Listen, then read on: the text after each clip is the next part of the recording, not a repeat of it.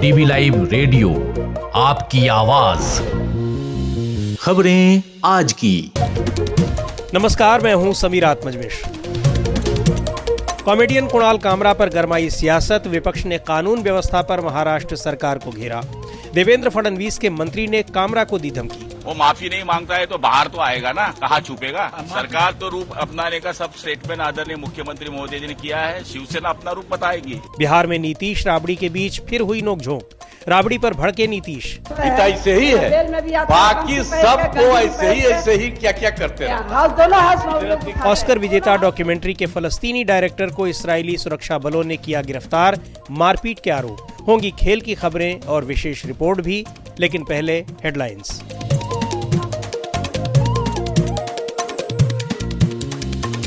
Headlines के साथ मैं हूं अतुल सिन्हा।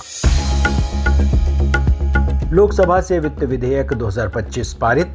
वित्त मंत्री सीतारमण ने करदाताओं को राहत देने वाला बताया। दिल्ली में पहली बार 1 लाख करोड़ का बजट, यमुना के लिए 500 करोड़। मुख्यमंत्री बोली, आम आदमी पार्टी ने शीश महल बनवाया, हम गरीबों के घर बनाएंगे। आरक्षण के सवाल पर विपक्ष की नेता राबड़ी देवी पर भड़के नीतीश। बिहार विधान परिषद में कहा, तुम चुप रहो, ये पार्टी तुम्हारी नहीं तुम्हारे पति की है। विरोध में आरजेडी विधायकों ने दिया धरना। सुप्रीम कोर्ट की आंतरिक समिति ने शुरू की जांच। जस्टिस वर्मा के घर से मिली थी करोड़ों के अधजले नोटों की बोरियां। 45 मिनट तक हुई वर्मा के घर की जांच। इस साल 10% तक और बढ़ सकती है बिजली की मांग, भीषण गर्मी का अलर्ट। जानकारों ने बताई आशंका, एसी के बढ़ते इस्तेमाल से और बढ़ेगा बिजली संकट। अमेरिका के साथ व्यापार समझौते पर बातचीत के दौरान सावधान रहे भारत। आर्थिक think tank global trade research initiative ने दी चेतावनी। और पाकिस्तान दिवस पर राष्ट्रपति जरदारी की लड़खड़ाई जबान, भाषण पढ़ते वक्त कई बार की गलतियां। पूर्व उच्चायुक्त बोले, हर पाकिस्तान का हुआ मजाक, अगर बीमार थे तो नहीं पढ़ते भाषण। डीवी लाइव रेडियो पर आप सुन रहे हैं खबरें आज की। Stand up comedian Kunal Kamra के गीत पर उठे विवाद मामले में जहां एक और महाराष्ट्र सरकार की कानून व्यवस्था पर सवाल उठ रहे हैं, वहीं कुणाल कामरा ने साफ तौर पर कहा है कि वो उप मुख्यमंत्री एकनाथ शिंदे के लिए की गई टिप्पणियों पर माफी नहीं मांगेंगे। एकनाथ शिंदे के समर्थकों ने इस मामले में कुणाल कामरा से माफी मांगने को कहा है और उन्हें धमकियां दी हैं। यही नहीं, शिंदे समर्थकों ने उस जगह तोड़फोड़ भी की जहां कुणाल कामरा ने शो रिकॉर्ड किया था। क्या है पूरा मामला, बता रही हैं अंशिता। 36 वर्षीय कॉमेडियन कुणाल कामरा ने अपने एक ताजा शो में हिंदी फिल्म के एक गाने की पैरोडी बनाकर एकनाथ शिंदे के राजनीतिक करियर पर कटाक्ष किया था। इसके बाद महाराष्ट्र में एक बड़ा राजनीतिक तूफान खड़ा हो गया। कुणाल कामरा ने शो की रिकॉर्डिंग को अपने YouTube चैनल पर पोस्ट किया था। एकनाथ शिंदे के समर्थकों को ये सब अच्छा नहीं लगा और उन्होंने रिकॉर्डिंग की जगह तोड़फोड़ की और कामरा को माफी मांगने या नतीजे भुगतने की धमकी दी। तोड़फोड़ के मामले में कुछ लोगों के खिलाफ FIR दर्ज की गई थी, लेकिन उन्हें तुरंत जमानत दे दी गई। कुणाल कामरा से माफी मांगने को मुख्यमंत्री देवेंद्र फडणवीस ने भी कहा है, लेकिन शिंदे समर्थकों का गुस्सा तो लोकतांत्रिक सीमाओं को पार करता दिख रहा है। शिंदे गुट की शिवसेना के नेता और महाराष्ट्र सरकार में मंत्री गुलाब रघुनाथ पाटिल तक कामरा को इस तरह धमकी दे रहे हैं जैसे कोई आम कार्यकर्ता। वो माफी नहीं मांगेंगे तो हम हमारे स्टाइल से उनको बताएंगे। माफी न मांगने की बात करना वो उनकी बात है, लेकिन इसका मतलब ये थोड़ी होता है कि उनको शिवसेना है। हमें जो आज दिख रहा है लाइव, वो हम बता रहे हैं कि आप दाढ़ी बोलेंगे, चश्मा बोलेंगे, रिक्शा वाला बोलेंगे, ये अपमान हम सहन नहीं करेंगे। वो माफी नहीं मांगता है तो बाहर तो आएगा ना, कहाँ छुपेगा। सरकार तो रूप अपनाने का सब स्टेटमेंट आदरणीय मुख्यमंत्री महोदय जी ने किया है, शिवसेना अपना रूप बताएगी। वही हंगामे, तोड़फोड़ और धमकियों के बाद कुणाल कामरा ने एक्स पर एक लंबा चौड़ा पोस्ट जारी किया है और कहा है कि मैं माफी नहीं मांगूंगा। मैंने ठीक वही कहा जो अजीत पवार ने एकनाथ शिंदे के बारे में कहा था। मैं इस भीड़ से नहीं डरता और मैं बिस्तर के नीचे छिपकर मामला शांत होने का इंतजार नहीं करूंगा। लेकिन इस मामले में महाराष्ट्र सरकार पर इसलिए सवाल उठ रहे हैं कि आम कार्यकर्ता से लेकर मंत्री तक सीधे धमकी दे रहे हैं। वहीं शिवसेना उद्धव ठाकरे खुद कुणाल कामरा के बचाव में आ गए हैं। उद्धव ठाकरे कहते हैं कि कुणाल कामरा ने वही कहा जो सही है। कुणाल कामरा ने, मुझे नहीं लगता कुछ गलत कहा है। गद्दारों को गद्दार करना ये किसी पर हमला करने की बात नहीं है। जो गद्दार है वो गद्दार है। वो पूरा गाना आप सुन लो, चाहिए तो आपके पास होगा तो बजा कर दिखाओ। उसी गाने का जो अर्थ है वही तो है। इस हमले से शिवसेना का कोई संबंध नहीं, ये गद्दार सेना ने किया है। इसका कोई शिवसेना से लेना देना नहीं है। जिसके खून में गद्दारी है वो शिवसैनिक हो ही नहीं सकता। दरअसल कुणाल कामरा ने अपने शो में फिल्म दिल तो पागल है का एक पैरोडी सॉन्ग गाया था। इस पैरोडी गाने में 2022 में शिवसेना में हुई टूट का हवाला दिया गया था। गाने में गद्दार शब्द का इस्तेमाल किया गया था। कामरा ने महाराष्ट्र के डिप्टी सीएम एकनाथ शिंदे का नाम तो नहीं लिया था, लेकिन शिंदे समर्थक इसे एकनाथ शिंदे के लिए गाली के तौर पर देख रहे हैं। कामरा के खिलाफ इस मामले में मुंबई पुलिस ने शिकायत दर्ज कर ली है और उन्हें पूछताछ के लिए नोटिस जारी किया है। डीवी लाइव रेडियो के लिए मैं अंशिता। 36 वर्षीय कामरा अपने राजनीतिक व्यंग्य के लिए जाने जाते हैं। सोशल मीडिया प्लेटफॉर्म एक्स पर उनके 25 लाख फॉलोअर्स हैं। इंस्टाग्राम पर उनको 10 लाख लोग फॉलो करते हैं और यूट्यूब पर उनके 24 लाख से ज्यादा सब्सक्राइबर्स हैं। कामरा अक्सर नेताओं और दूसरे लोगों को अपनी कॉमेडी से निशाने पर लेते हैं। आप सुन रहे हैं डीबी लाइव रेडियो, आपकी आवाज। बिहार विधानसभा का सत्र चल रहा है और सत्र के दौरान सत्ता पक्ष और विपक्ष में जबरदस्त भिड़ंत देखने को मिल रही है। खासकर विधान परिषद में मुख्यमंत्री नीतीश कुमार और पूर्व मुख्यमंत्री राबड़ी देवी के बीच। आज फिर ऐसा मौका आया जब नीतीश कुमार राबड़ी देवी पर भड़क गए। इस बीच बिहार में इफ्तार दावतों में भी राजनीतिक स्वाद बदलते दिख रहे हैं। एक रिपोर्ट के साथ हैं आंचल। विधान परिषद में मंगलवार को मुख्यमंत्री नीतीश कुमार और नेता प्रतिपक्ष राबड़ी देवी के बीच एक बार फिर तीखी नोकझोंक देखने को मिली। सदन में आरजेडी विधायकों ने हरे रंग के बैज पहने थे, जिसे देखकर मुख्यमंत्री नीतीश कुमार इतने नाराज हो गए कि उन्होंने पूर्व मुख्यमंत्री राबड़ी देवी को सीधा निशाने पर ले लिया। कहने लगे, पार्टी तुम्हारी नहीं तुम्हारे पति की है।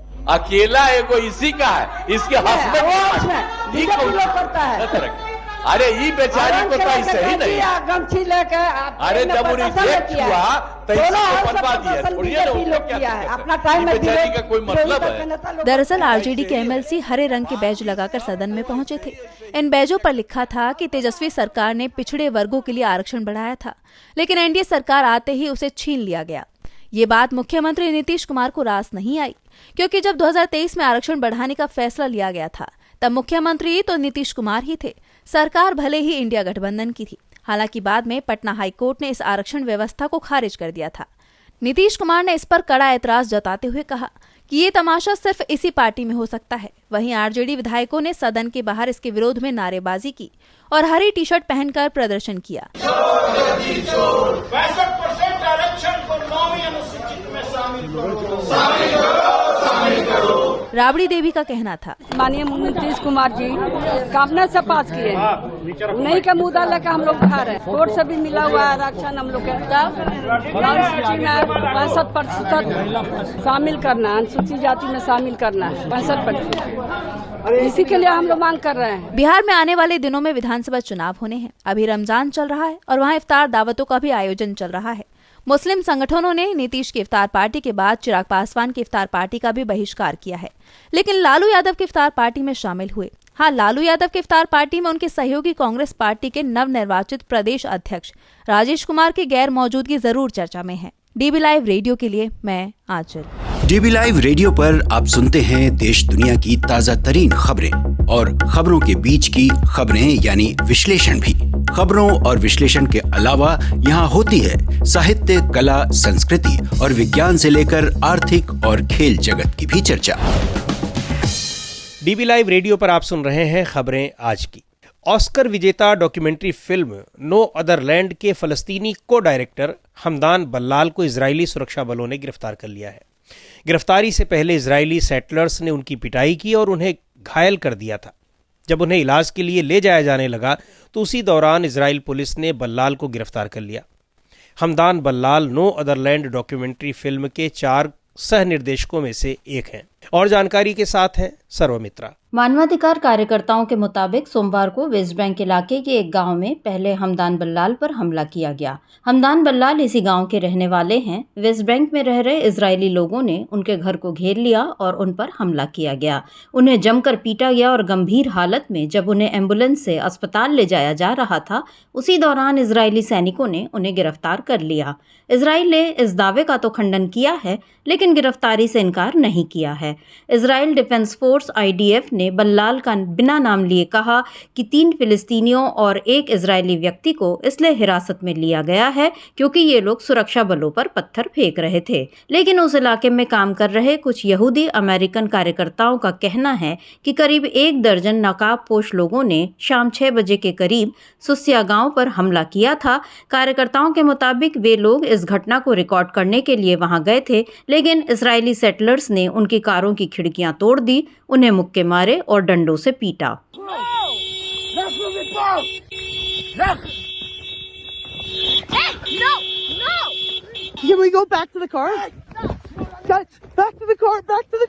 डॉक्यूमेंट्री नो अदर लैंड के इजरायली निर्देशक युवाल अब्राहम ने कहा कि इस हमले में कई लोग घायल हुए और संपत्ति को भी नुकसान पहुंचा है।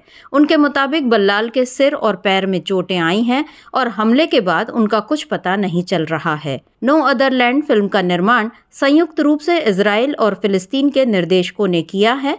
यह फिल्म वेस्ट बैंक में फिलिस्तीनियों को उनके घरों से बेदखल करने की कहानी बयां करती है। बल्लाल को इससे पहले भी डराया और धमकाया जा चुका है। नो अदर लैंड में वेस्ट बैंक के हेब्रोन की पहाड़ियों पर स्थित गांव में इजरायली अधिकारियों की विध्वंस कार्रवाइयों को दर्शाया गया है। डॉक्यूमेंट्री में ग्रामीणों को बलपूर्वक बेदखल करने के इजरायली सरकार की कोशिश को भी फिल्माया गया है। गजा और वेस्ट बैंक के इलाके में हमास का खात्मा करने के मकसद से शुरू हुई इजराइल के प्रधानमंत्री बेंजामिन नेतन्याहू की जंग 18 महीने बाद भी जारी है। इस जंग में हमास का खात्मा तो नहीं हो सका, लेकिन हजारों फिलिस्तीनियों की जान जा चुकी है। ताज़ा आंकड़े बताते हैं कि गजा में 1.5 साल की जंग के दौरान बच्चों, महिलाओं समेत 50,000 से ज्यादा लोगों की मौत हुई है। 2 महीने के टेम्पररी सीज फायर के बाद इजराइल ने हमास के खिलाफ एक बार फिर एयर और ग्राउंड अटैक शुरू कर दिया है। इसकी वजह से गजा के लोगों को एक बार फिर से पलायन के लिए मजबूर होना पड़ रहा है। DB लाइव रेडियो के लिए मैं सर्वमित्रा। आप सुन रहे हैं DB लाइव रेडियो, आपकी आवाज। और अब वक्त हो चला है खेल की खबरों का। खेल जगत की खबरों के साथ हैं यश त्रिवेदी।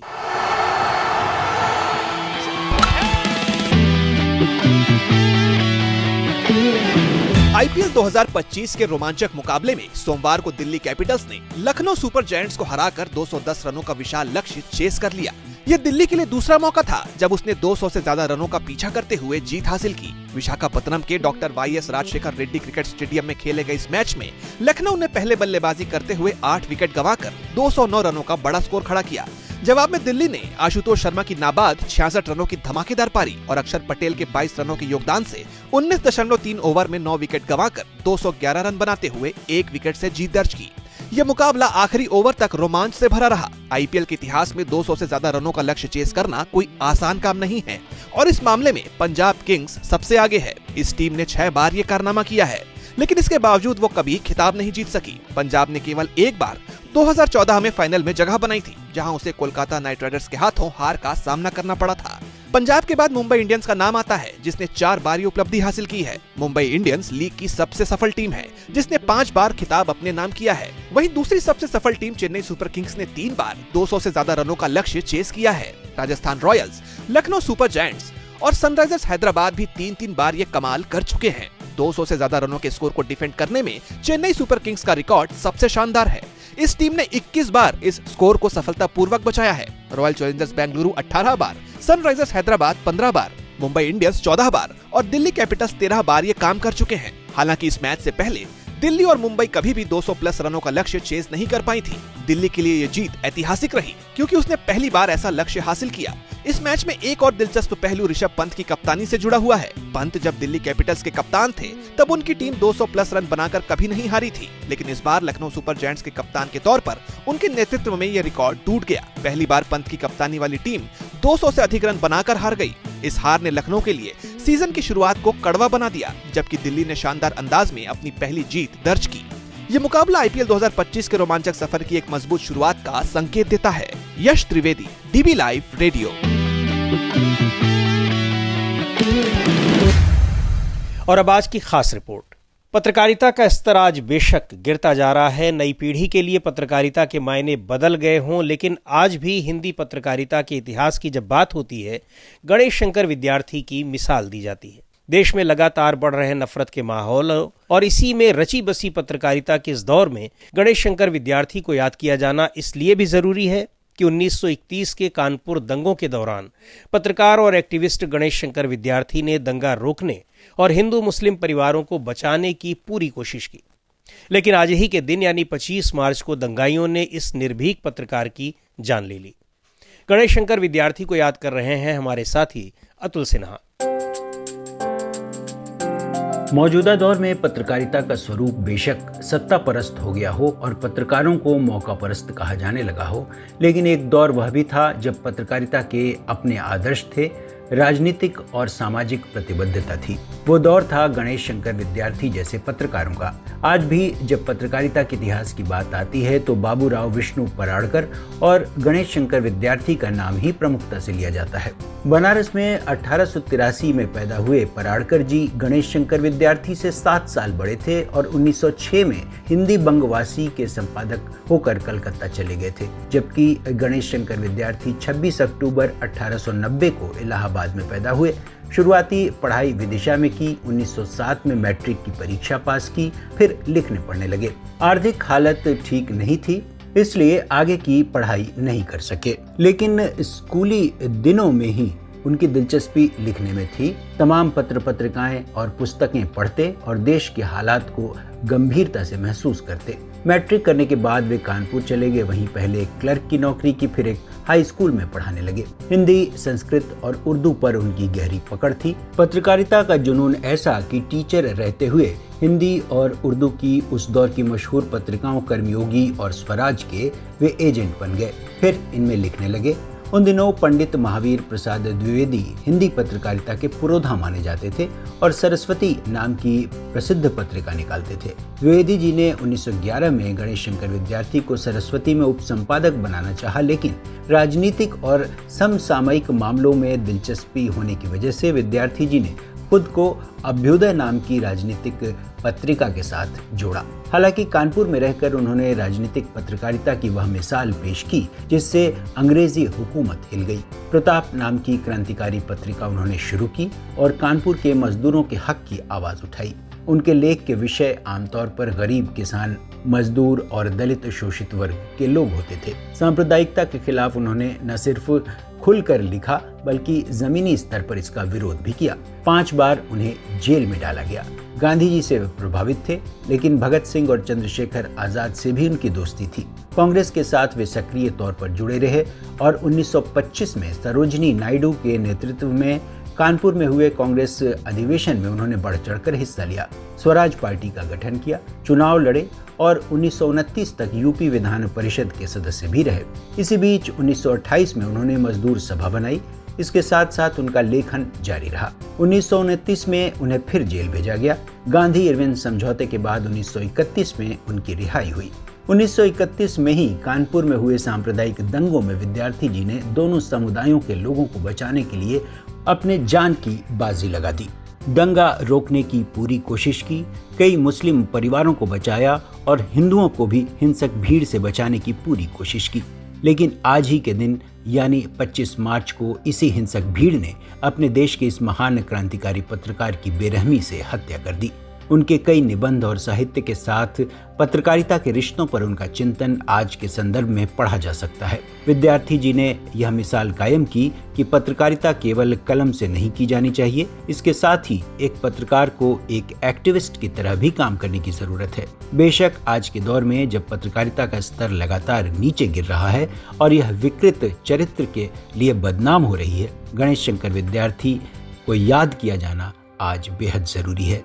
डीबी लाइव रेडियो के लिए मैं अतुल सिन्हा। गणेश शंकर विद्यार्थी की पुण्यतिथि पर उन्हें याद कर रहे थे अतुल सिन्हा। इस कार्यक्रम को अब यहीं समाप्त करते हैं। बने रहिए डीबी लाइव रेडियो के साथ। हर रोज सुनिए दिन भर की खबरों और विश्लेषण का हमारा ये प्रोग्राम खबरें आज की। अब दीजिए इजाजत। नमस्कार।